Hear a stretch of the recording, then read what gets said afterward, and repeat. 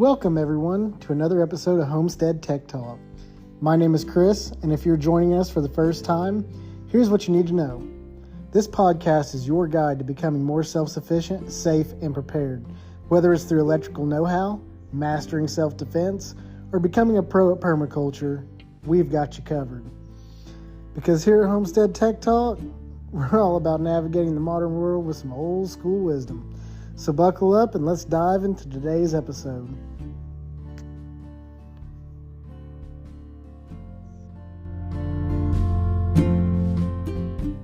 This will be another episode of Homestead Tech Talk, and today we're just going to kind of freestyle talk about guns and what we recommend and all that good stuff, you know, for beginners. The reason I'd like to bring that up is because, remember COVID when we were working together, Steve? Oh, by the way, I have Steve Ashford. I'm Chris Sprague. I have Steve Ashford and Scott Akins on the line with me. We're all electricians. And, we're all mild firearms enthusiasts. Nothing crazy. Just we like to have a couple guns around, And when we were working at Shawnee High School during COVID, remember how everybody used to give us crap for having guns? And then all of a sudden, when the CDC announced that they're going to take people's kids away if they tested positive for COVID, everybody swarmed everybody trying to get guns, but it was too late. This episode's kind of like to preliminary, not have to deal with that. So, maybe you can go get a gun on your own and not give people crap for owning guns. That'd be nice. And with that, let's get started. So, what are y'all's opinions? Can you still hear me, Chris? Yeah, I got you. I put in my ear pods. Well, I'll throw in my two favorites, I guess, or my two go-to. Ruger 1022 with a suppressor. Unfortunately, to get a suppressor now is ridiculous, but whatever. And then a Mossberg 500 or something along those lines. I love a pump gun. Pump-action shotgun. A pump-action shotgun because they are so useful. You can hunt so many things with them, from bird to deer, and from the reloading aspect, almost all pistol powders can make decent 12-gauge shotgun loads. And so if you've got if you're shooting a 12-gauge, you can reload for a host of different type of game and self-defense if you wanted to. So that's my 2 cents on that. What do you think, Scott? Well, there's another benefit to a 12-gauge pump shotgun. Everybody knows that sound, and usually that's all it takes to deter somebody. Yeah. Personally, with me, they don't hear that sound because I keep one in the chamber. Yeah. Well, I'm just thinking from a hunting standpoint. For that gun, I'd have to. Oh, go ahead. Sorry. I was just going to say I don't use a shotgun for self-defense. But I mean, if that's the only gun you have, and you got to buy one gun, that would be a great one to buy. But I like mine for squirrel, rabbit, bird, and deer if I have to. But I got other guns for deer. But worst case, I could do deer with my shotgun too. Yeah. So anyway, go ahead. What's your two guns? If you had to pick two guns off the top of your head to have, first guns you'd ever buy. Two guns off the top of my head. Probably be a 5.56 rifle and a 45. And a 10-11. Okay. Yeah, I know those are your favorites. Yeah, those are my favorites. Or 10 millimeter. I could go either way between 45 and 10 millimeter. 10 millimeter is just a lot more expensive for ammo and harder to find. 45 is not too unreasonable. I mean, it's a little higher than 9 millimeter. Yeah. But it's not great, but it's not horrible either. Yeah. But, the 1911 is a fun shooting gun. I like them. They're a little bit harder. I mean, you can't conceal a 1911 as easily. I I've never been a big fan of concealed carry anyway, so I like to open carry. Oh, you're an open carry fan. Yes, sir. Well, I mean, I don't care either way. Aaron open carries because he has to. In Kentucky, you can't conceal carry under 21, but you can open carry from ages 18 to 20. Right. So he does because he has to. Yeah. But maybe one day the Supreme Court will change that. There's several laws that have. I don't want to go off the rail. My gosh, we could talk for hours on this podcast. But the Supreme Court, in whatever one that's over Georgia, 18 to a few 18 to 20-year-olds have filed suit, and it's gone all the way to the Supreme Court. And basically it was appealed because the state didn't like the decision of the one court, and basically the one court under the Bruin decision said, yeah, you can't tell 18 to 20-year-olds they have to open carry, but yet if you're over 21, you can conceal carry. They're like, that don't make any sense. So, of course, the state appealed it because they didn't like that decision, and now it's like going to the Supreme Court. So anyway, that's and 18 years old, that's the age of majority. That's the age that's the age you can sign up for military service, vote, smoke cigarettes, but you can't drink for some reason. Yeah, I mean, you can die for your country. You can carry a gun and die for your country, but you can't conceal carry in your own country. It's a little crazy. Yeah, it's absurd. But anyway, so yeah, we'll have to do another podcast just on the political insanity of our gun laws in this country, but that's for another day. Yeah, we'll shoot that one further down the line. This is just going to get us into the basics. A little bit of firearms, a little bit of reloading.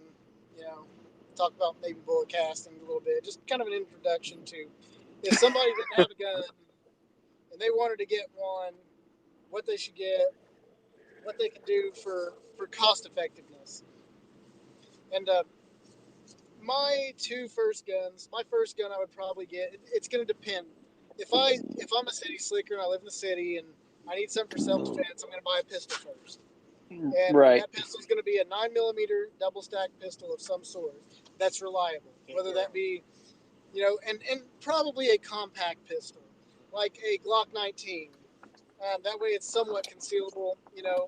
Like right now it's winter where we're at. I wear sweaters. I can conceal carry a pistol all day long, and nobody's ever going to know I have it. I'm carrying a SIG P320 compact RXP. It has a 3.6-inch barrel. It's just a little bit smaller than the SIG at Make 10. And it comes with a reflex sight. I like the SIG. It's good. Glocks are cheaper. You can probably pick up a Taurus PT92, which is similar to the Beretta 92. That's fairly cheap and effective, but you don't want to go cheap. You just want to get something that's effective, whatever you're happy with, whatever you're comfortable with on a pistol. Cheap is a relative term. Yeah. So yeah. if you're wealthy, cheap is a whole different meaning. Yeah. So you should buy the best pistol available to you that you can afford. Yeah. And still have money left over for ammo to train with and have to defend yourself. You're going to want, and the reason I recommend a double stack 9mm pistol of some sort is because 9mm is extremely cheap. It's readily available. You can buy cases of the stuff for dirt cheap on bulkammo.com. MagTech, Talamo, steel cased, whatever. But when it comes to self defense, you're going to want to buy some decent self defense ammo. Like Liberty Defense makes good ammo. Spear Gold Dot. I'm a big fan of the Spear Gold Dot. It's all Gold dots are awesome. Hornady XTPs work well. Hornady Critical Defense works well. And Scott likes Critical Defense too. I typically carry Critical Defense. It's kind of that in between cost effectiveness and availability, and it works. And then if I'm out in the country a little bit and I don't have a gun yet, which would be kind of odd, it'd be the 12 gauge shotgun. Mossberg 500.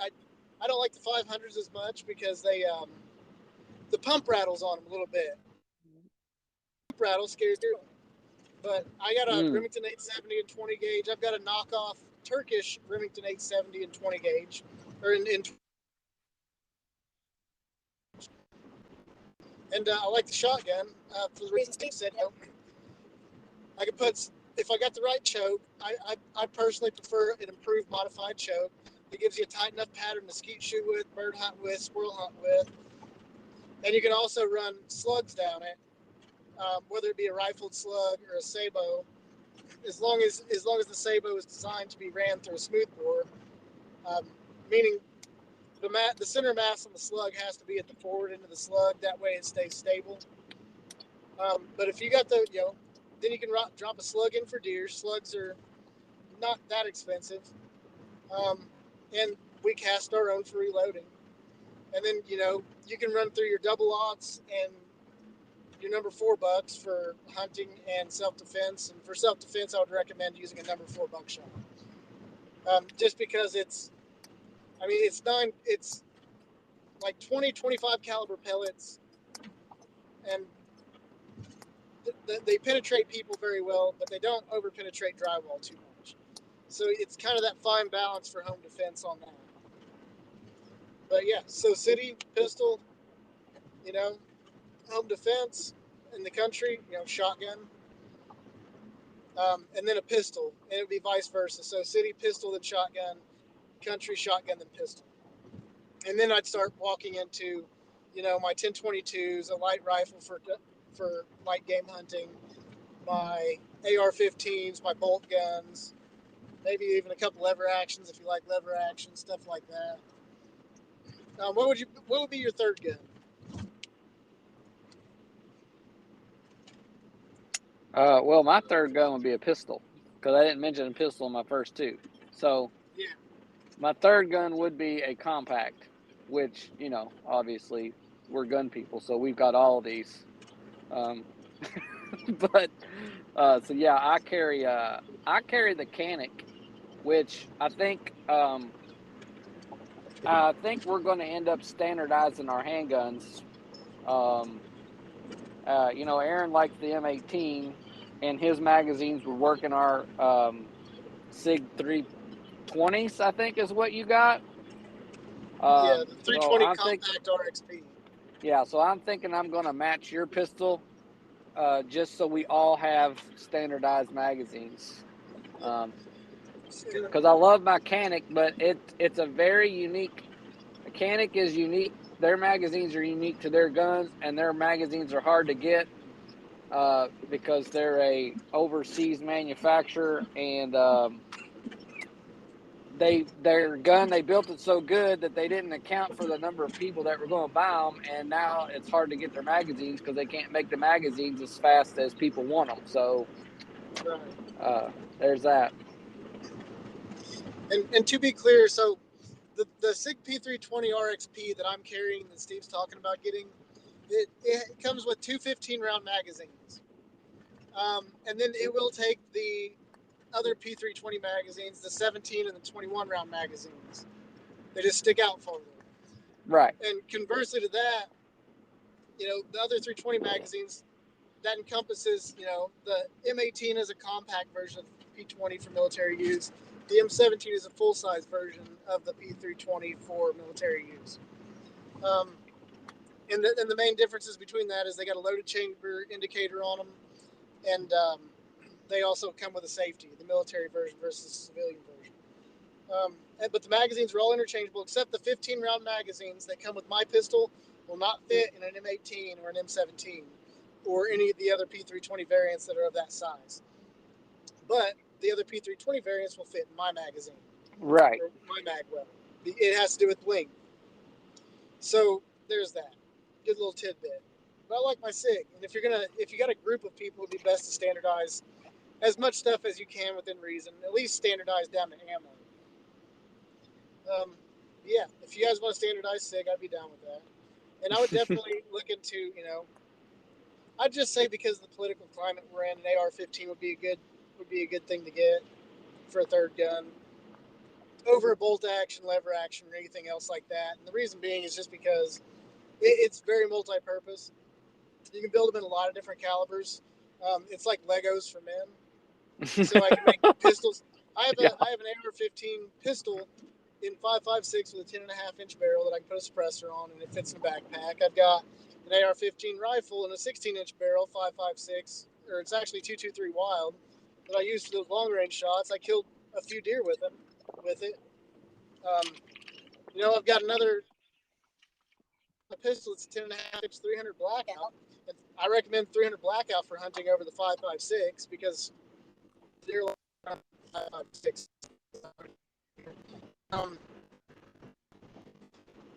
There's so much you can do with it, and then I think we lost it. Still there. And then I'm here. if you get You're breaking up a 5.56, little bit. You can vary the bullet size. You can use a 223 or 5.56 for deer hunting, self-defense, whatever. And then you've got a semi-automatic platform that is usually MOA accuracy or better, depending on whether you reload or not. But you can get a minimum of 2 MOA, or a maximum of 2 MOA accuracy out of it. So that holds 2-inch groups at 100 yards. It'll do more than what you ever needed to, and you got quick follow-up shots. And then, I would also have a bolt action at some point for reloading if you plan to reload, because it gives you more powder options, bullet options. You don't have to worry about cycling a bolt.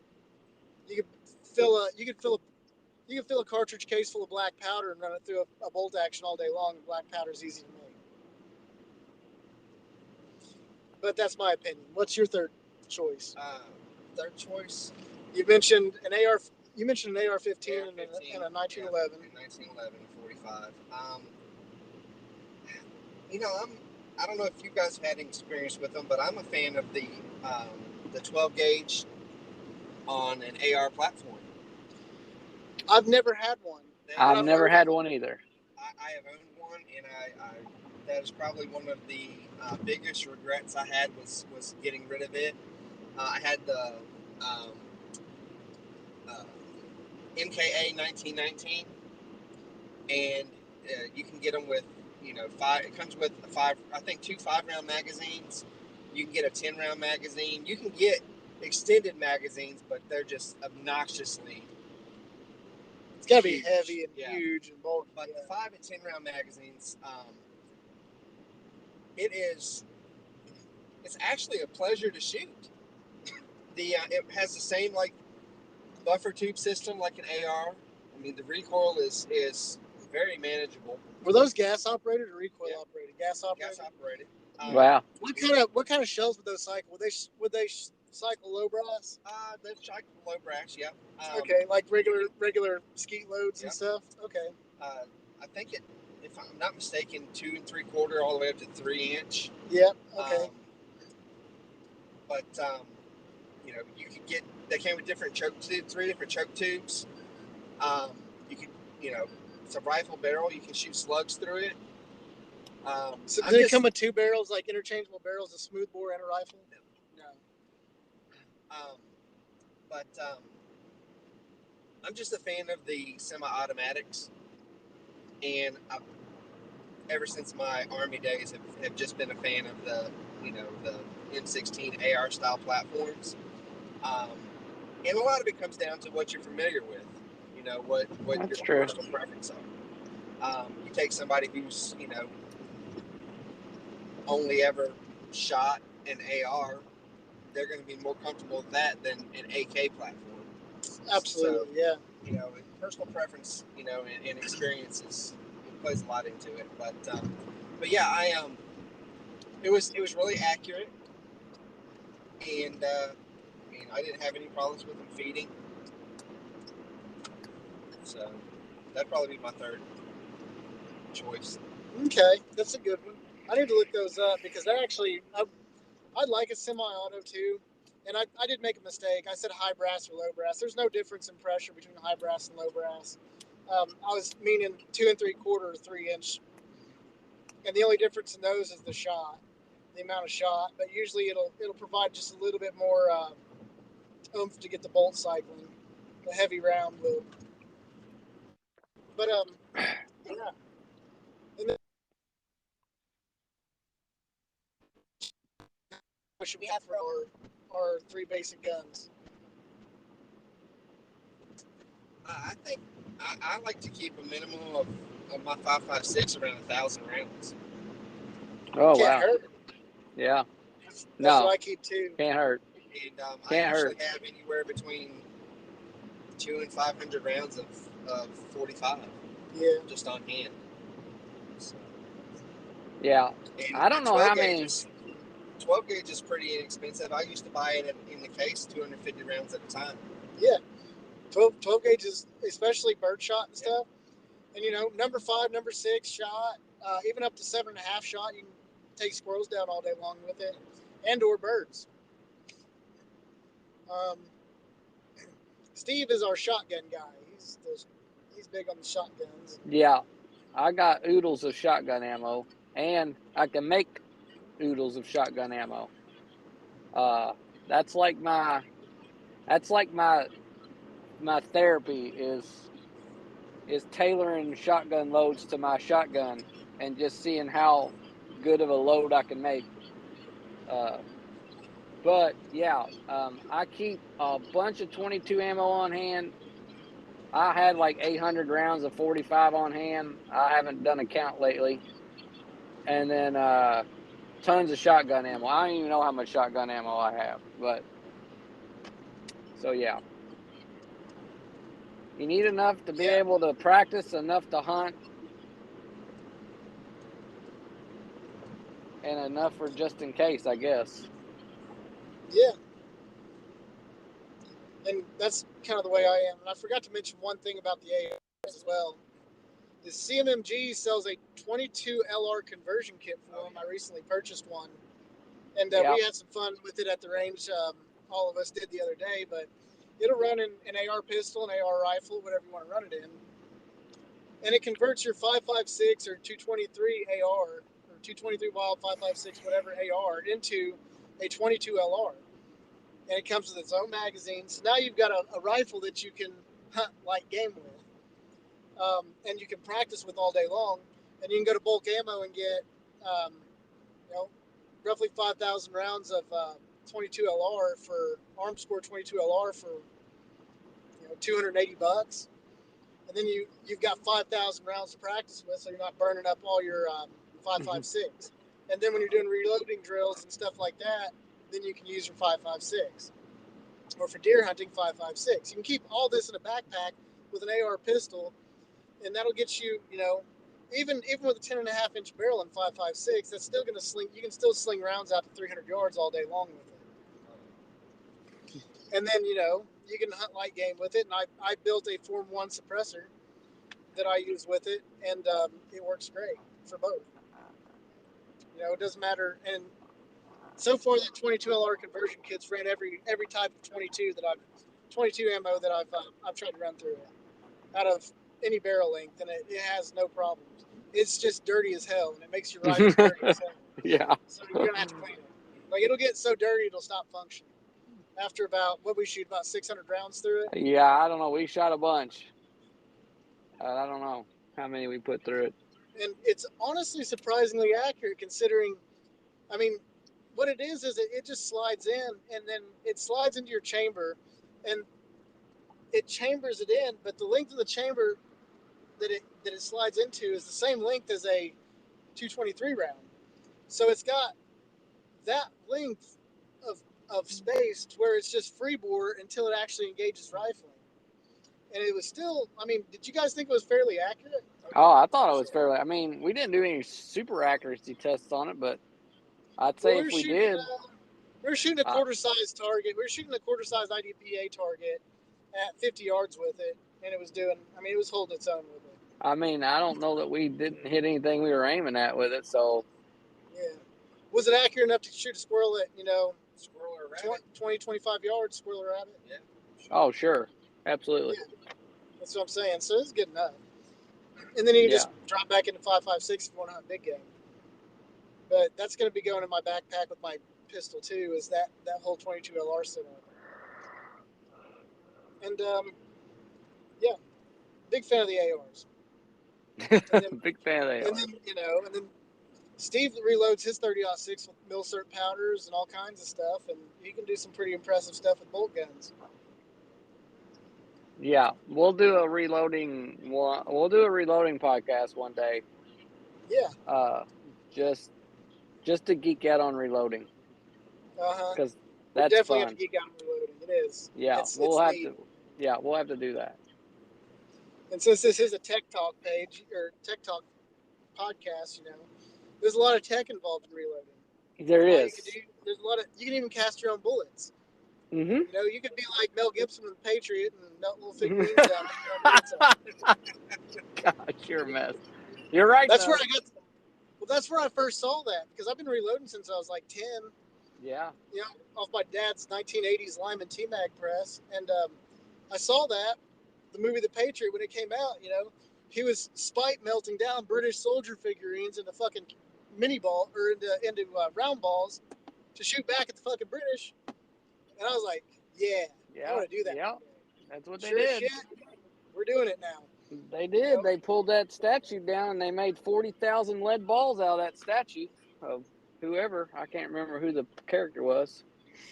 But What? that actually, yeah, Was that like an actual historical thing? no, that's historical. Like I can't remember the figure. It was a British figure, and the Americans pulled the statue over because it was made out of lead, and they melted it down. They made 40,000 balls out of it and used them to shoot the British. Here, y'all can have this So back. yeah, that was pretty Give it back much to them. that was their FU. We're going to take your statue and shoot you back with it. So, yeah, that was If real. you got So some, that's what inspired that scene. if you got some casting molds and a means to melt lead and some bare basic reloading stuff, you can make your own priming, compound your own powder. You'll never run out of ammo, ever, because you even in an AR-15 you could run black powder through it. It's just not going to cycle the bolt, and you just got to manually rack it every time. But it'll always give you something to shoot a pill down range. Bill. Yeah. You'll always be able to take game for dinner. And then, Right. Naturally you could also get a muzzleloader if you're a felon. By the way, if there's any felons that are interested in self-sufficiency, you can buy all the black powder shit you want. And they can't do, you can buy a fucking cannon and they can't do shit about it because it's not considered a firearm. How do I know this? My old neighbor was a felon. He beat up a cop. The cop deserved it. He got a felony. This man had a fucking arsenal of 1836 Colt Navy pistols, freaking cap and ball, muzzleloaders, freaking flintlocks. I think he even had a couple match logs. And this dude had cylinders for him. So if he ran out of the first 6 shots, he had like 3 more cylinders he could just drop in it and speed load it faster than fucking Gary Mikulek could. That's crazy. Like, this dude was good. He used to go to mountain man competitions and he had to shoot an axe head and split the ball into 2 pieces and hit 2 targets with it. This guy was crazy. And yes, he had a cannon. And yes, we shot it every 4th of July. It was awesome. Wow, that's fun. Yeah. That's good info. So That's good to know.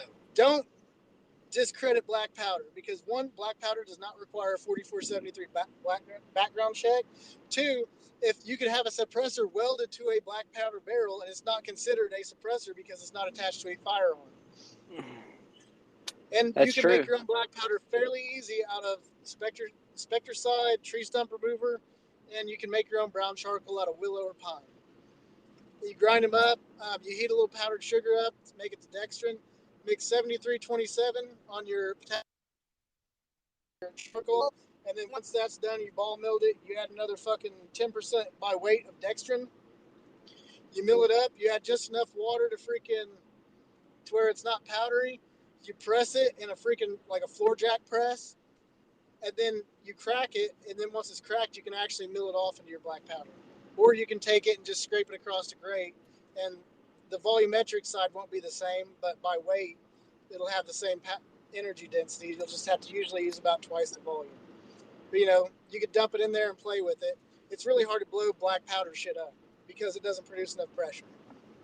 But, disclaimer, you're not going to fill the whole barrel up. I'm not be safe. But then you can cast your own Monet balls, like us, Steve. Have we not cast our own Monet balls for black powder? We've casted about everything, I think. And a Monet ball is a what looks like a traditional bullet, but it's got a conical base. So when the powder ignites, it spreads the base out to grip Oh, the rifle. that's right. It's like a 360 grain. There's a 360 grain 50 caliber Monaball. Yeah, 360 grain 50 caliber. I forgot about that one. I haven't loaded that in a while. And I you can loaded. shoot pure lead out of them. I remember now, because my dentist back when, I know this is crazy. My dentist still used an X-ray machine that required the lead strips. I remember that. We melted all those down and cast them in ingots. And they were pure lead. And I said, hey, man, can you give me those strips if y'all ever stop using this machine? And he's like, well, sure. So when they stopped and went to the electronic radiation, however it works, he gave me all of his lead strips brand new in the box. He's like, here, you can have them.